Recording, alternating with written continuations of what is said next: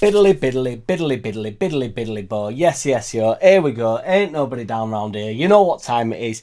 Get that badger in and on and over here. The upload will be slightly later than normal. Normally drop about 6:30, don't I? This one probably be about 7:30 once we're done with it. Shout out to everybody that watches the vids, subscribed, all that like, followed me on Twitter, all that stuff. I appreciate every which one of you. Quick shit vid. Nobody down round here. Let's get into it. Bamford is apparently wanted by Blackburn, so I want to discuss this very briefly. I don't really know what's going on with it and with Bamford in general. Now, Eustace has actually said that he wants him. The Blackburn manager has come out and said that he wants him. There's some talk that Farky Facky Fucker wants him to stay at the club, Bamford being wanting to stay at the club. Now, to be honest, and I know this will anger everybody to absolutely no end, unless we are going to bring somebody in, what is the point in getting rid of him? You know, even if he ends up playing one game or plays 3 games and gets an important goal or just gets a random goal or just gives somebody a break in a game, you know, like we've spoke about, the 9 and 10 we do look rather light with due to the fact that Joseph's not quite ready to go. Peru, if he picks up an injury, we're up against it. Bamford can't stay fit, you know, he keeps breaking down, doesn't he? It's insane at this point. This isn't a let's keep Bamford in the squad video, but it's I know people for some reason are worried about how much wages he's on, which is just, again, none of my beeswax. As long as the club's been run properly, you know, I don't really care if he's stealing a living or not. It just doesn't matter to me. I just want to get out of the league. Now, I do think Bamford has some worth in terms of, you know, if we can get him fit. The problem is we can't get him fit. So before anybody starts having a go at me about Bamford, I'm not bothered anymore. It's done. Do you know what I mean? He can't get fit. It is what it is. I understand why Farker wants him at the club, unless we're going to bring someone in, and then I think, you know, it's time for him to move on, obviously, isn't it? He'll probably get moved on without a doubt at the end of the year, regardless. I mean, if we go up, you know, we really are going to struggle up in number 9. If we go up, we'll only have Peru as a proven goal scorer in Championship, not a proven goal scorer anywhere else. Joseph, whether you like it or not, just isn't ready. I don't know why a few people commented the other day saying, why don't you just admit that you don't like Joseph? Like, when I've said for months on end that I like Joseph.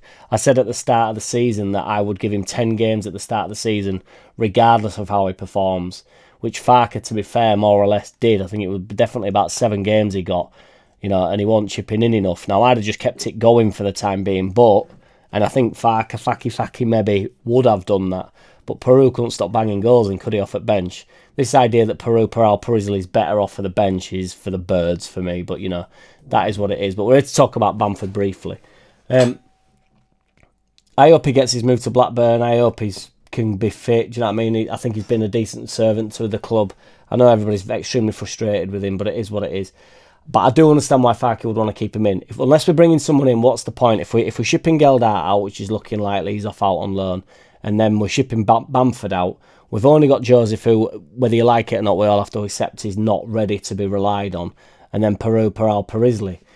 Now, Farke mentioned that Gnonto could play up top, and some people seem to be up for that. Now, there was some rumours a couple of weeks ago that Gnonto was set for a move to Saudi, which is insane to me.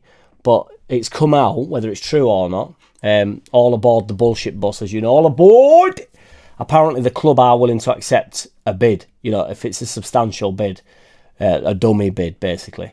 But they'd accept that for anyone, wouldn't they, in fairness? If they came in for any of them, if they came in with a dummy bid for Dan James or a dummy bid for Ramazani or Solomon, or not Solomon, he's on loan, but I mean, I'm sure Tottenham would accept that.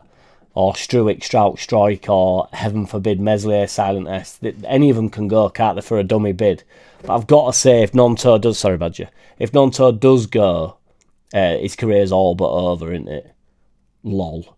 I mean, it could go for a year maybe and get away with it. Do you know what I mean? Earn a massive bag of money and then come back. You know, he could potentially get away with that.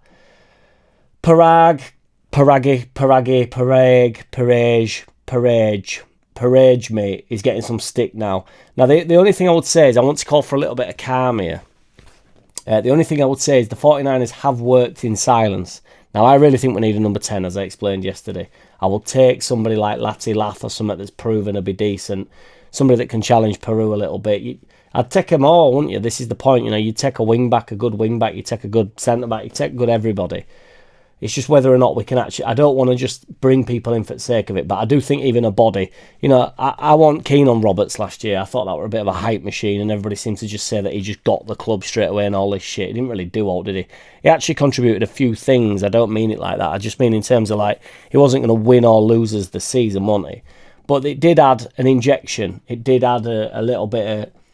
It was an injection, a needle in the arm, wasn't it, towards the squad where, you know, you felt like there were more options off the bench and stuff. It does just freshen it up. It must be better to get some new energy in off it in January as well, when, you know, things have sort of like perhaps become a little bit sort of regimented and regulated, and everybody sort of knows the role, knows whether they're going to get any minutes, etc. You know, Bogle then won't be, if we got a wing back in, say if Roberts came in, Bogle won't drop the ball, would he? Bogle's been really good, but it just keeps him on his tip toes, which I know Byram's putting him under a fair amount of pressure because Byram's a very good wing back. But you know what I mean? It just that it adds that thing. I mean, but if Gnonto goes to Saudi, it's career done. Now, the reason why I want to call for a little bit of calm is the 49ers do work rather quietly. They have been excellent in signings up to now, so we do have to trust them to some point. Something might be on the horizon. Now, have Sheffield United actually signed anyone? Burnley have signed Ashley Barnes. All I can see on Burnley's Twitter is a few jokes about, you know, getting some guy in that sponsors a drink or something, and everybody thought it was centre forward, and they're just taking piss out of fans by it looks to me. Plenty of people going out on loan for Burnley, plenty of people going out on loan for Sheffield United that aren't getting games. So it's all right, you know, everybody sort of giving a hoorah and saying that everybody's signing for Sheffield United. Well, until they actually start getting some people over the line that are actually of some worth and actually decent. I mean, Ashley Barnes, like, you know, whatever. But we're all banging on about Diaz going to Sheffield United, and until that happens, it hasn't happened, has it? So we can give it big licks.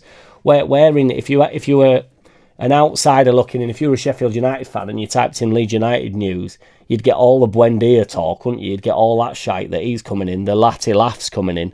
They'll be panicking their side, won't they? Thinking, well, they're doing stuff, they're making moves, and we're not, are we? Nobody is. So let's just actually sort of see how, you know, the fire rises. I mean, there's 2 more weeks left. I agree, we've got to get on with it. I think we should bring something in, fucking anything in at this point. You know, I just want, as I say, a bit of an injection into the squad. But do you understand what I'm saying? Until they start actually making some moves, I think we need to stop panic about what everybody else is doing. I'm sick of this, like, people are busy, and then it's like, look, just let's look inward and be like, right, what do we need? Let's go get what we want, what we need. David Moyes, this is just random, but it's just about Jack Harrison. So obviously he's now Everton, he's gone back to manage Everton, hasn't he? And apparently he's said in an interview, you know, he's not here to manage a team at the bottom of the league, which obviously you're not quite bottom, David, but you are rather down there, rather low in the league. Apparently he's told them, possibly Harrison, that he better turn up. So I feel like my Twitterite yesterday were giving it big licks, saying, don't you be retweeting it, you silly boy. So I wonder if he's got finger waggle out and giving him a bit of stick. And then I just want to end on a rather solemn note, but want to try and make, you know, the best, not the best of it. I never know what to say with these things, but there's a young man, really young boy, who lost his life end of last year in December, called Jaden Bamford, and he will be remembered on Sunday at Ellen Road, and there'll be a minute's applause on the 10th minute. So if you're there, obviously, I know it comes up on screen, everybody always gets stuck into applause and stuff. I think his family are there. They will be great. I'm not sure if they're coming out at half time or whatever, but that will be, you know, I just thought it's worth mentioning Jaden Bamford. So take it easy, everybody. See you soon. Boom. JackCity, bitch. JackCity, bitch.